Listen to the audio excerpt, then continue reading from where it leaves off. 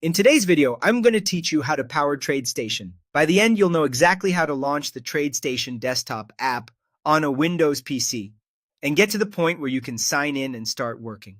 First, make sure the TradeStation desktop application is actually installed on your computer.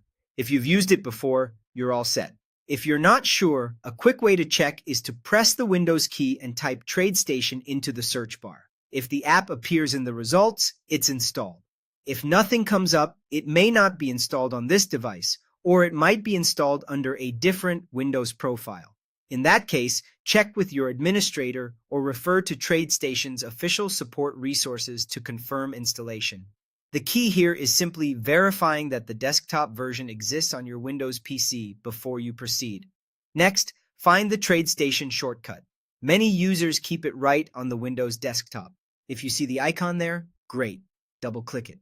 If you don't, open the Start menu and look for TradeStation in your list of apps, or just start typing its name to search. Once you see the TradeStation desktop app in the results, you can click it to open. A helpful tip: if you plan to use TradeStation often, right-click the app and pin it to your Start menu or taskbar for faster access in the future. Now go ahead and launch the platform.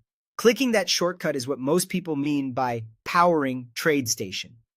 On the first run, it might take a moment as the application initializes and loads essential components.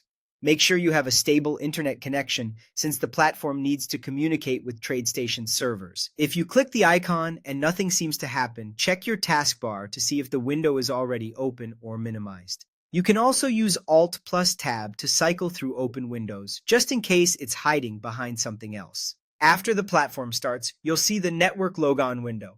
This is where you enter your TradeStation username and password to access your account. Take a second to confirm that caps lock is off and that you're typing your credentials accurately. For security, never share your login information and avoid signing in on public or untrusted computers. If you run into issues at this step, verify your internet connection and try again.